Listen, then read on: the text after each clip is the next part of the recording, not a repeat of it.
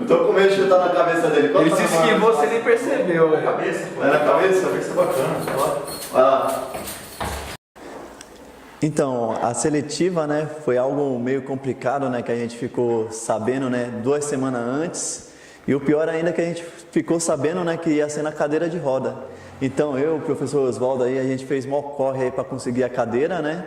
E teve o tempo que a gente teve 3 dias só para treinar em cima da cadeira de rodas, né, fazer os movimentos, né, do kata.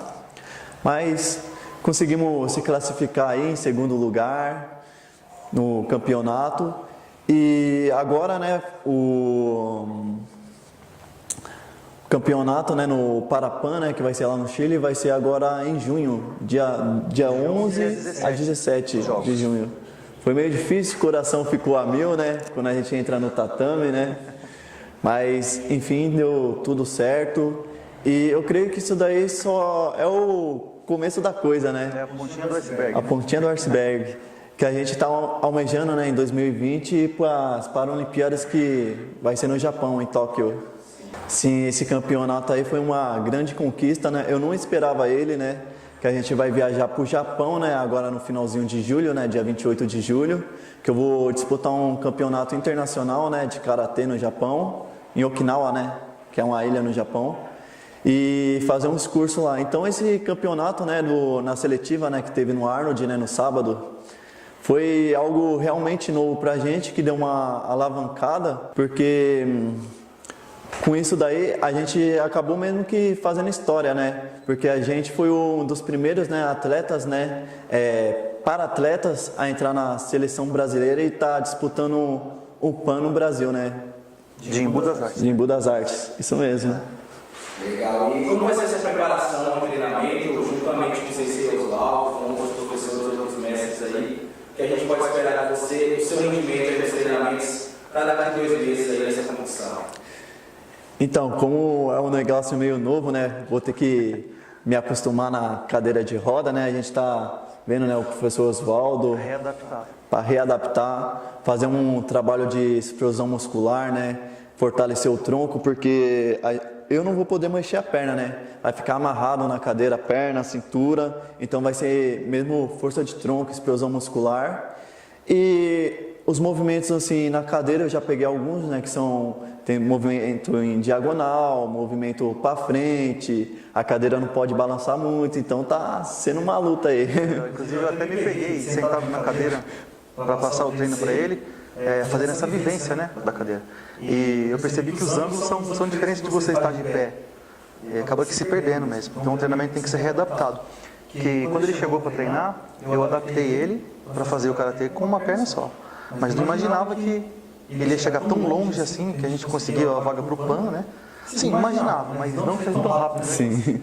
E acabei que não posso fazer o treinamento para ele na cadeira. Aí tivemos essa surpresa, né? Chegou lá e falou, na cadeira. 3 dias para treinar e... Tá aí, vamos treinar e confiar, né, Jô? Verdade.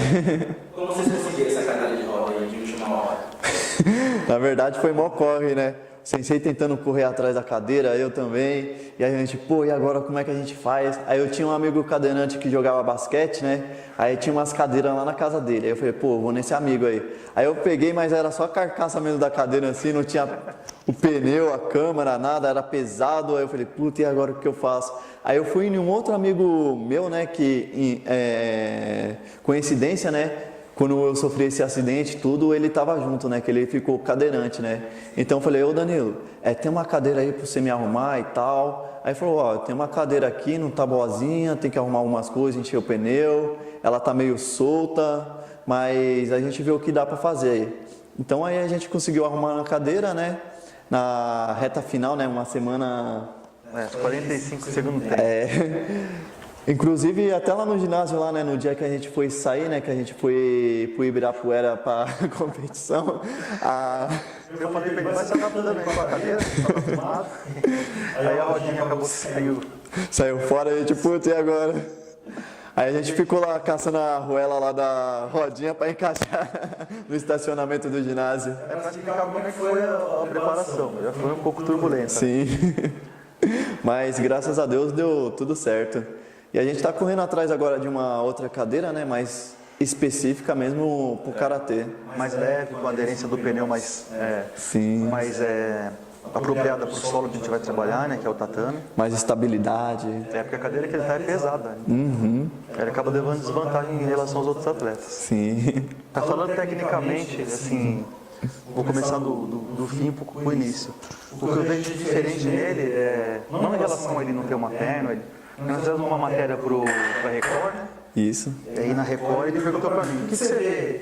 Como é que é pro Jonas? Como é que é pra você treinar um atleta que tem uma perna só? Aí eu falei pra ele, cara, é que eu vejo ele com duas. Então eu consigo passar pra ele. Realmente eu vejo um problema pro Jonas, mas eu tento passar a atividade pra ele igual eu passo os outros. Obviamente tem algumas adaptações, algumas bases ele não consegue descer. Um joelho só é difícil você baixar. Né? E ele absorve mais rápido, pela questão dele ter a deficiência, as coisas que eu costumo passar para todos. Mas como ele fica mais atento, né, por conta da deficiência dele, ele acaba absorvendo mais rápido. Mini esportes, desmotivado, de shorts. Aí eu falei, vem treinar karatê. Eu já comecei a visualizar, né? Pensar no que eu posso fazer com esse menino. Eu trabalho com Down, com outros tipos de deficiência, mas amputado, como o karatê é extremamente de contato, né, físico aí, eu precisei adaptar isso daí. 6 anos aí, ele ganhou bastante coisa na cidade, vários campeonatos extras. Inclusive ele é o atleta que mais vence na cidade, né? Eu fui perceber que tinha 2 motos atrás do carro. E o motoqueiro tava assim com a arma segurando. Aí eu falei, vou passar, né? Aí pegou e pum, disparou. Aí a primeira pegou até no braço, né? Aí eu olhei assim pro lado assim, aí comecei a correr desesperadamente. Aí correndo, o motoqueiro desceu da moto e começou a atirar, não parava de atirar. Aí eu falei, pô, e agora o que eu faço e tal? Foi atingido por 8 tiros. Aí eu falei, pô, não tem mais o que fazer, vou pular. Eu pulei o morrinho lá, fiquei escondido lá, né? O Max, a hora que viu o tiro, né? Aí ficou desesperado, já pulou, já se escondeu no bueiro. O Danilo ficou em estado de choque lá, ficou paralisado, né? Parado lá. Os caras veio por trás, deu um tiro na coluna dele e outro no braço. O policial não tinha visto que eu tava na parte de baixo, né? Aí chegando no hospital lá, o Danilo perguntou de mim. Falou, cadê o Jonas? Ele tá ferido, tá baleado. Aí o policial falou, não, só tinha você aqui. Aí ele falou, não, volta lá, o Jonas tá ferido, volta lá, faz mais uma busca lá. Aí nisso que os policiais resolveram fazer mais uma busca, eu já tava lá no chão. Tinha perdido muito sangue, começou a dar gangrena, o corpo já tava frio. Fizeram uma ponte de safena, mas não adiantou de nada porque já tinha dado gangrena e estava subindo. E se pegasse, ia pegar nos órgãos, né? Se subisse, ia pegar nos órgãos e estourar tudo, né? A única opção que tinha era amputar a perna.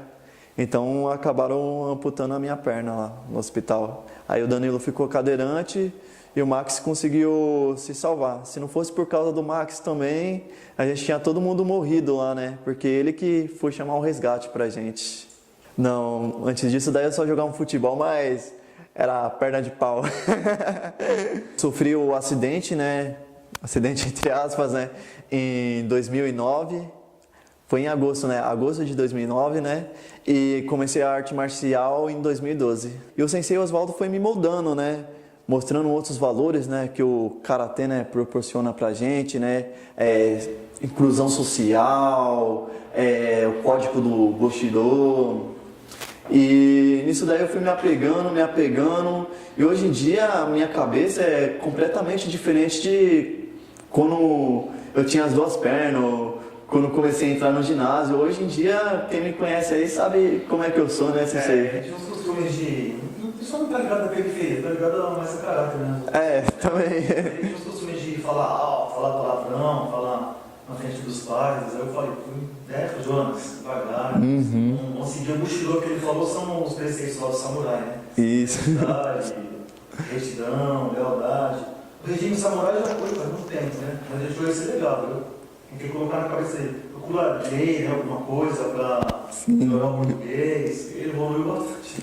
Na verdade, a gente já deu uma estudada, né, no YouTube, né?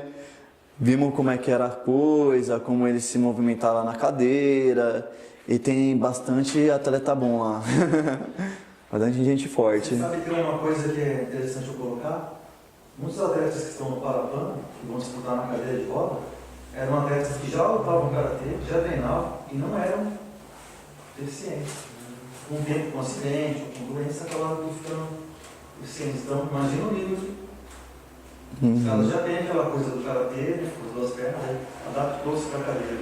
É mais fácil se adaptar uma atleta na cadeira, é mais difícil se adaptar uma atleta na cadeira que treina de pé, entendeu? Do que pegar um cara que já viveu na cadeira. É diferente. Então, com isso também o empenho deles é bem maior. Eles acabam se empenhando muito mais. O resultado é um Jonas aí, né? Vamos buscar patrocínio. Assim como ele conseguiu o patrocínio lá do pessoal de Okinawa, ele vai ir para o Japão para fazer o curso lá e participar da competição.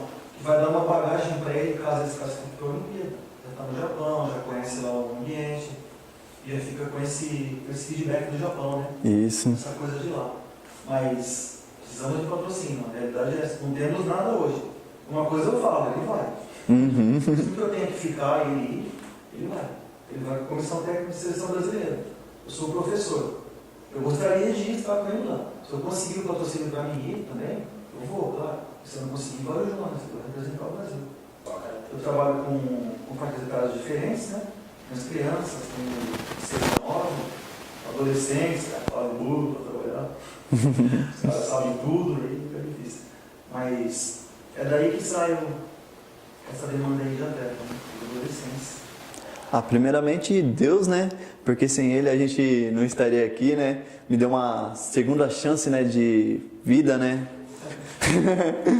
E ao Sensei Oswaldo também, que é meu maior incentivador, né? Que é meu professor, meus pais, os professores do ginásio, a Secretaria de Esporte, né, de Embu das Artes.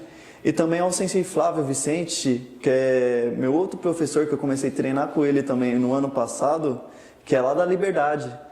Comecei a treinar Kobudo e Karatê Shorin com ele. E ele também tá me dando esse maior incentivo também para ir para lá. Por fim aí, faça uma demonstração aí da sua arte marcial, que a gente pode ver aí do Jonas. Eu tô com medo de chutar na cabeça dele. Ele se esquivou, você nem percebeu. Cabeça, pô. É na cabeça? Vai ser bacana, sei lá. Vai lá.